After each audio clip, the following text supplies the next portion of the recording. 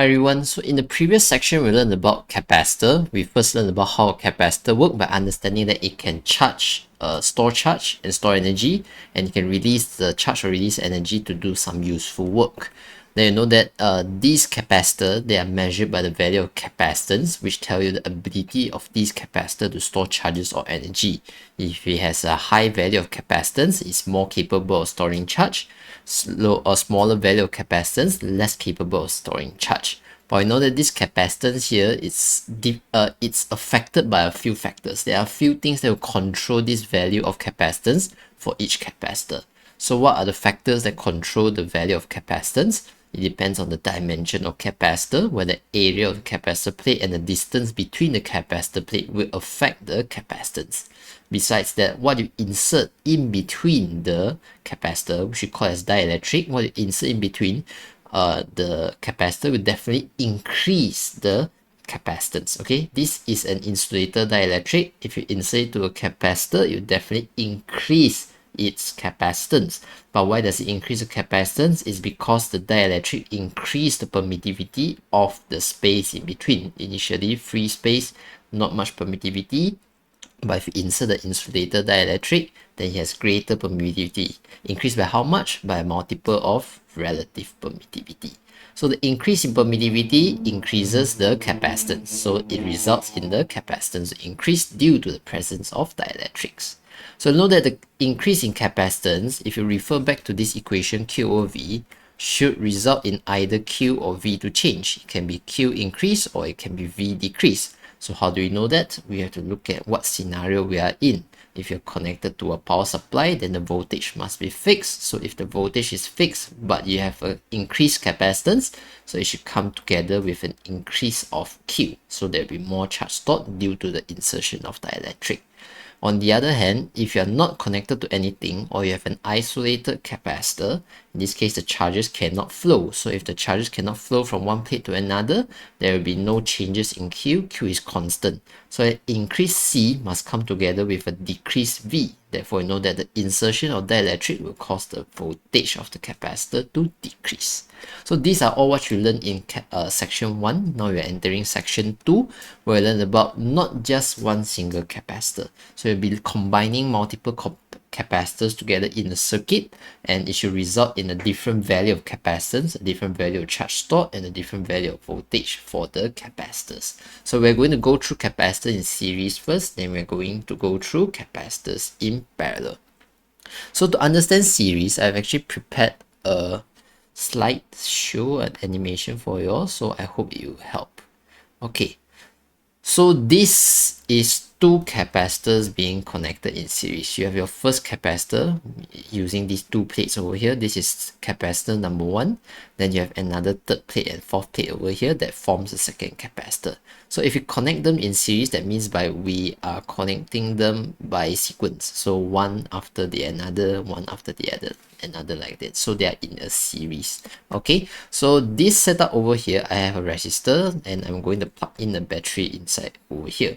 So the battery is going to act as a charge pump. We discussed about it before. So in order for the charge to gain energy through this battery, the positive charge, you have to go from the low electric potential terminal, which is a negative terminal. You have to flow to the high electric potential terminal, which is the positive terminal. So you know that the positive charge will be drawn out from this last plate because it's connected to this last plate over here. So it must be drawn out from this last plate over here, move through the battery to gain energy. Then after that, it will be deposited on the first plate over here. So an animation to show what happened is this battery here serves to provide a force to push the positive charge in this direction. So pushing charge in this direction causes a charge to need to come out from the this last plate over here and will be deposited on the first plate over here. So let's see what happened. Okay, so you can see some amount of charges has been shifted from the last plate over here. Let's call it plate 4 to this plate over here, plate 1. So by our observation here, we can see that the upper plate over here has gained a positive charge of Q naught. Okay, once it's fully charged, let's consider it fully charged already. Then it will gain a positive charge of Q naught. Okay, why is it a positive charge? you can see that all the positive, negative cancel, except that there's an excess of 5 positive charge. Okay, there's 5 more positive charge than the negative charge. That's why this plate becomes positively charged. On the other hand, if you observe the last plate over here, you can see that there's more negative charge compared to the positive charge. So there's a negative Q over here. You should observe that here there's an excess of 5. Here there's a deficit of 5 positive charge. So you can see that the charge stored in the first plate and the last plate should be the same amount of charge. Just that the first plate here is positively charged. The last plate here is negatively charged. Okay, so that's the first part of the story. We still haven't talked about the second part, which should involve the second plate and the third plate. So now what happened? We know that positive plate repels positive charges. There's a lot of positive charges over here. This plate is net positive, so it will try to repel positive charges. Okay, so positive charges will be repelled by this positive plate. On the other hand, this last plate over here is negatively charged. So if it's negatively charged, you try to attract positive charge. So this positive plate repels positive charge. So positive charge want to get away from the first plate. This plate number 4 over here, it attracts positive charge. So positive charge will try to move towards plate 4 over here. So if you are positive charges inside plate 2 and plate 3, you try to get away from plate 1 because you are being repelled, and you try to get near plate 4 because you are attracted to plate 4. So if you are positive charge, let's say, you'll be try to stick close to plate number 3, right? Because if it's at plate 2, you are too near, you get repelled. So you try to go to plate 3, which is being attracted by plate 4 over here. So what happened over here is positive charges in plate 2 and plate 3 will be pushed by plate 1 and pulled by plate 4. So plate 1 serves to repel the positive charge, so it's pushing away positive charge. Plate 4 serves as a negative plate, so it attracts positive charge. So positive charge will be pulled towards plate 4.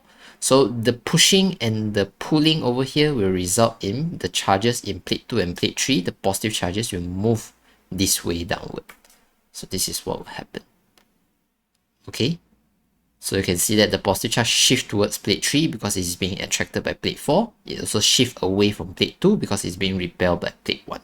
So right now, if you look at this situation over here, you can see that again, there's an excess of 5 positive charges over here.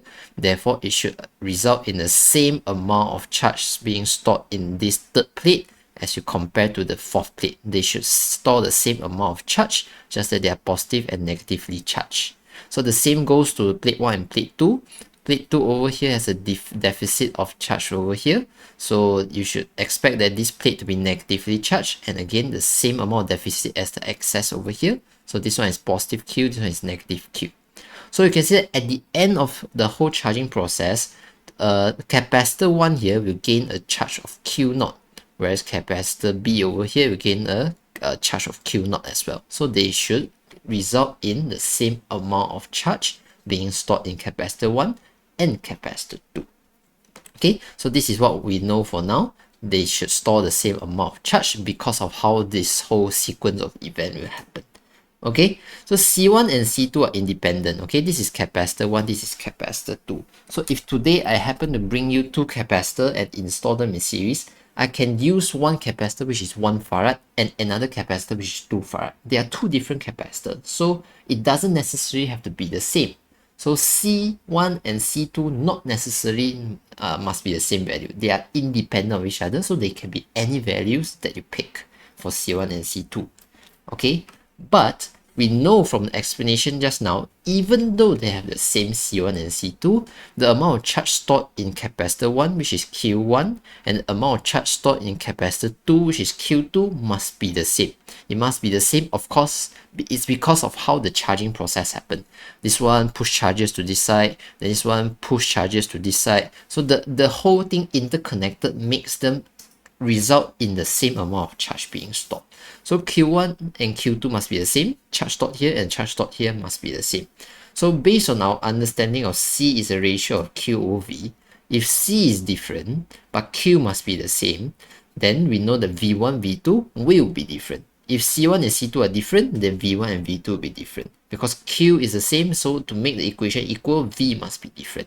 So what we know that is that for a series circuit, the charge stored for all capacitors must be the same, but the voltage across each capacitor can be different. So the voltage across here, if you take V high to V high minus V low here, you can get a different value from taking the V high over here minus the V low over here. They can result in different potential difference for each capacitor. So therefore, we can know that the amount electric field being created inside here can be different as well. So, but what you know here is that we know that the sum of V should equal to the voltage of the battery. Okay, so if the battery is 1.5 volt, so even though the voltage across capacitor 1 and capacitor 2 are different, but if you add up voltage of capacitor 1 with the voltage of capacitor 2, you should result in the total voltage which is equal to the voltage of the power supply or the battery over here. So you know that Q must be the same for all capacitor, but voltage is the sum in order to obtain the voltage of the battery. So this is the idea that you should know for series circuit. Okay, so why is the sum of the voltage must be equal to the battery voltage of a battery? If you remember, this is just a very rough idea of explanation, but if you remember, this is actually delta V, right? Okay, this is the potential difference across the battery. So a charge passed through this potential difference will result in a change of electric potential energy. So the idea is, if your charge move from here as it pass through the battery, you experience a change of electric potential energy that is fixed. Okay, let's say this is a 1.5 volt battery multiplied by 1 coulomb of charge. So every 1 coulomb of charge that pass through will gain an energy of 1.5 joule. Okay, 1.5 joule energy will be gained for each coulomb that pass through the battery. Okay, so if you know that the charge gain 1.5 joule of energy, that amount of energy must be distributed to either capacitor 1, capacitor 2 before any charge entering back to the negative terminal. So it means by all the energy being charged to the positive charge when it exits the battery, it has a lot of energy, right? When it exits the battery, the amount of energy must be shared across everything that it passed through so that it can return back to the battery with zero energy left. That's the idea. You need to get back here with zero energy because that's a low potential region. Like you fall to the ground, your MGH equals to 0. So if your MGH is equal to 0 over here, your MGH is equal to a big value over here, that amount of potential energy must be used up before it get back here. Okay, my explanation is a bit hand waving. Okay, the charge don't actually move through here because there's an air gap over here. But the idea of why the voltage should sum up to become voltage of battery is because the energy must be shared between capacitor 1 and capacitor 2. But in reality, the charge never moved through the whole path over here because there's a gap over here. Charges cannot pass through, charges cannot pass through. But let's don't worry too much about it. Just know that the voltage can be different, but then it must sum up to become the voltage of the battery. Okay, so knowing that, we should probably do a bit of a summary of what we have discussed over here. So for capacitors in series, let's say today you wish to replace this capacitor. You wish to replace this capacitor with one single capacitor.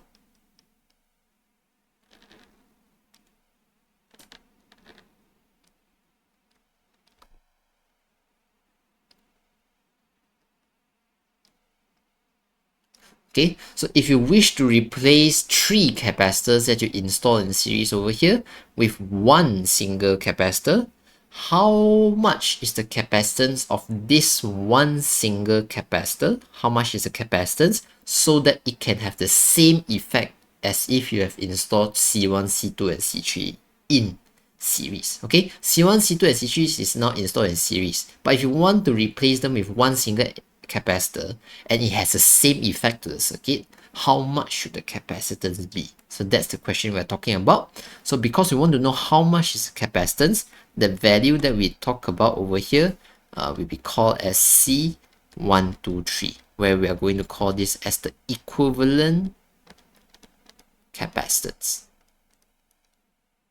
So the equivalent amount of capacitance that you need in order to achieve the same effect as having three capacitors C1, C2, and C3 installed in series. That's why the name is called equivalent capacitance.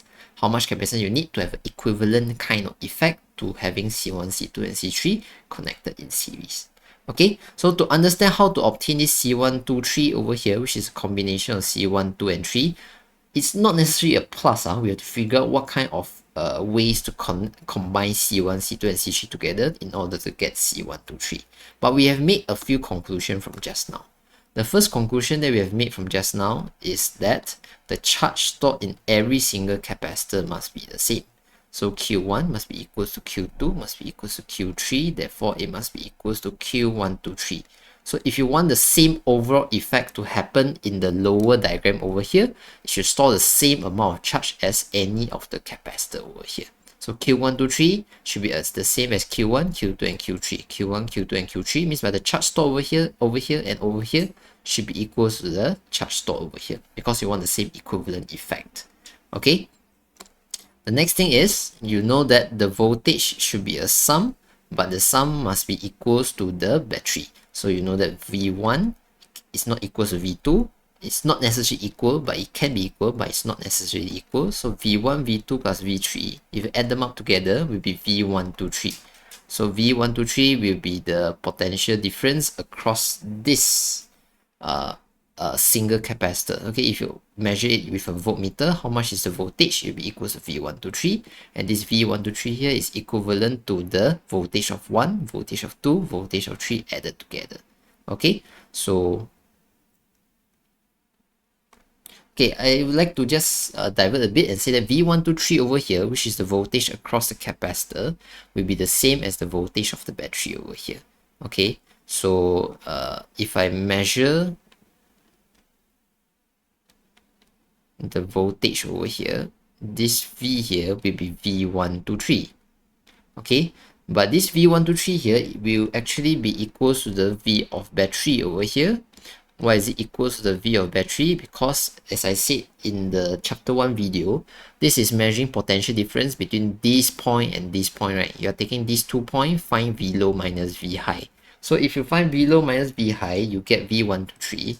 Try to notice V high, let's say V, this V over here is the same as the V of this negative terminal.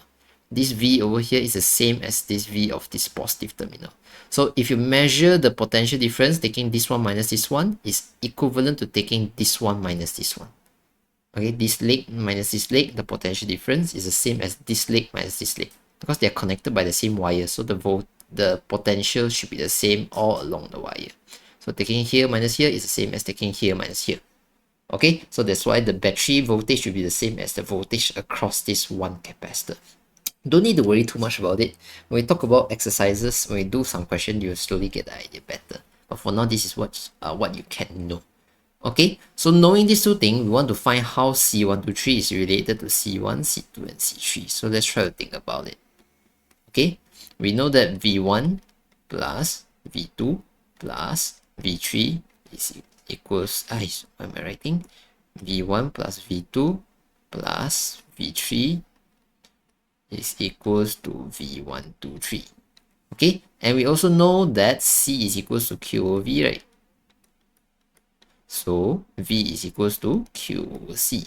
So you can change this to become Q1 over C1 plus Q2 over C2 plus Q3 over C3. So what we're doing is we just use the ratio, which is definition of capacitance. We arrange it to be for the voltage to become the subject. So Q over C, so let's say V1, then it's Q1 over C1. V2 is Q2 over C2. V3 is Q3 over C3. So we just manipulate the equation this way. Then what we have here is just Q1 to 3 divided by C1 to 3.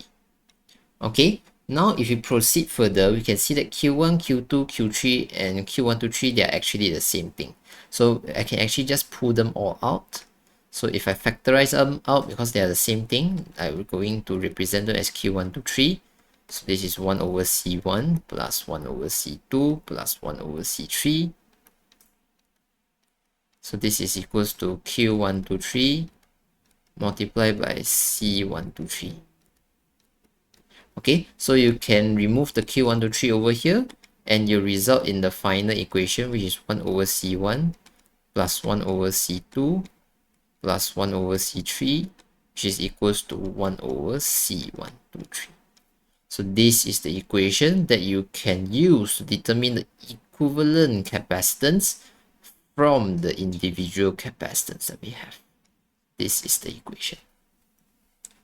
Okay, so this equation here illustrates if you want to know the equivalent capacitance, like if you want to exchange it with one single capacitor, how much should the capacitance be?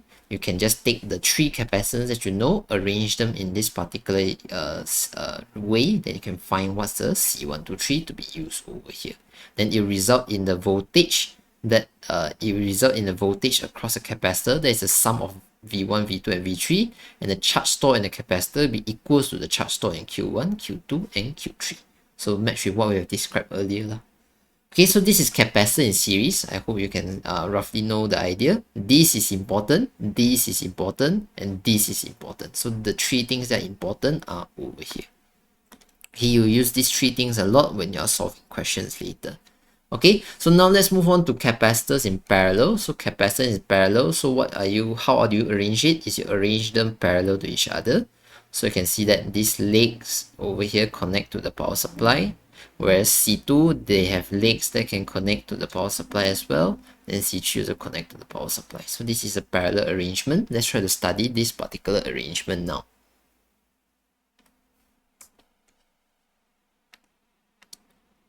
Okay.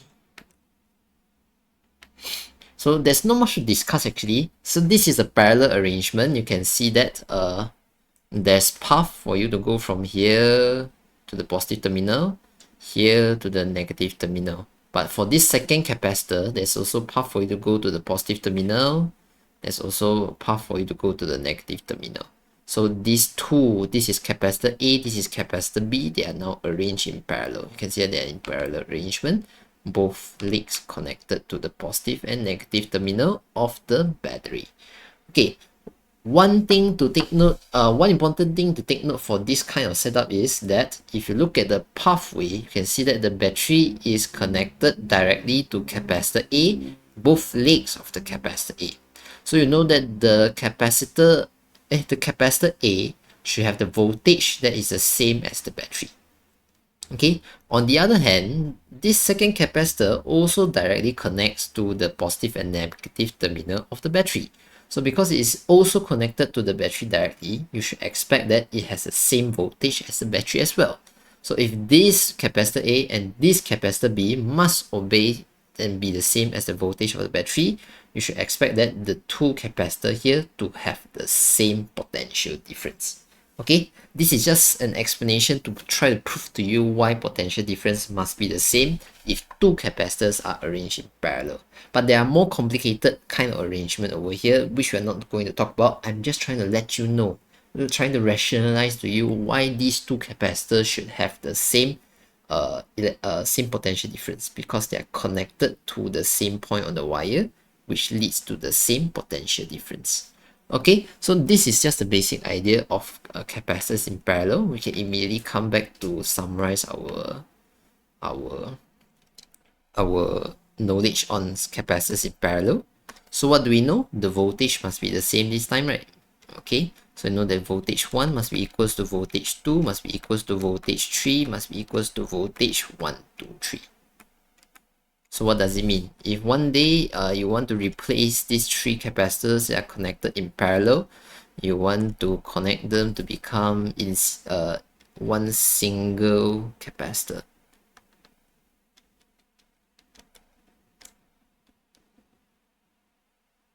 Okay, one single capacitor, C123. So what you know is that this voltage that you can measure over here, the voltage or the potential difference across this single capacitor will be the same as the voltage across C1, voltage across C2, and voltage across C3. If you measure here to be 1 volt, then here will be 1 volt, here will be 1 volt, then here will be 1 volt as well. That's the idea. Okay, so we know that C is equal to Q over V. C is equal to Q over V. We know that each of these capacitance can be different, right? I can use capacitance 1 farad capacitor over here, 2 farad capacitance over here, 3 farad capacitance over here. So the C can be different, just like what we discussed for series. So if the C is different, but the V must be the same, then Q must be different.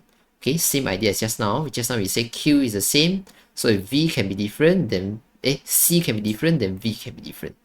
Bringing the idea over here, if C is different for all capacitor, then if V is the same for every single capacitor, V is the same for every single capacitor, then Q must be different in order to make the C different. So Q must be different. So how do they relate to each other? Similar like series, just invert it. So for charge, it should be summing up. So for charge stored, it should be sum up to be equals to Q123. Okay, so if this capacitor store 1 coulomb, this capacitor store 2 coulomb, this capacitor store 3 coulomb, so this capacitor will store 3 plus 2 plus 1, 6 coulomb of charge over here. But the voltage here is 1 volt, 1 volt, 1 volt, then the voltage over here will also be 1 volt. Okay, so this is a switch. Okay, you can see it's invertly is the inverse of the series, what we know from series. Charge the same, but now it's the voltage that is the same. Voltage sum up, but now it's a charge that sum up. Okay, it's just inverting it. Okay, so now we want to find a relationship that can connect together C1, C2, C3 and C1 to 3. So we are going to go through similar process. We start with the summing equation. So Q1 plus Q2 plus Q3 is equals to Q1 to 3. Okay, then using the equation C is equals to Q over V, we want to replace this Q, so Q will be equals to CV. So Q1 will be equals to C1V1, Q2 equals to C2V2, Q3 equals to C3V3, right? So we can know that the equation will become C1V1 plus C2V2 plus C3V3 will be equals to, well, Q123, not Q123, C123, V123.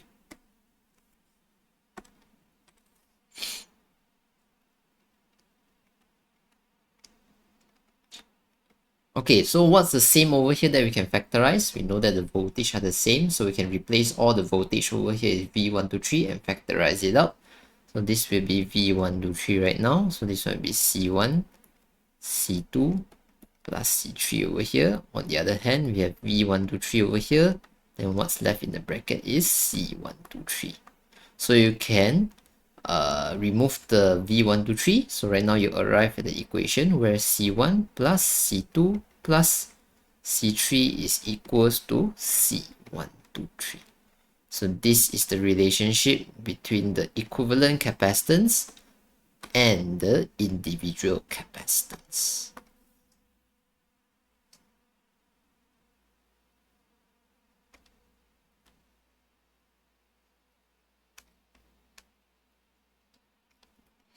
Okay, so this is number 3. Okay, so 3 important main points for series, 3 important main points for parallel. So this is how you can know how all the quantities, okay, for instance, charge, potential difference, capacitance, how they relate to each other if we combine them in series and combine them in parallels. In the next video, we talk about the energy of a capacitor. We are going to go through and let you and discuss with you how capacitor stores its energy and how much is the energy stored when you are storing certain amount of charge. So that's for the next video. For now, this is capacitor in series and parallel. Thank you very much.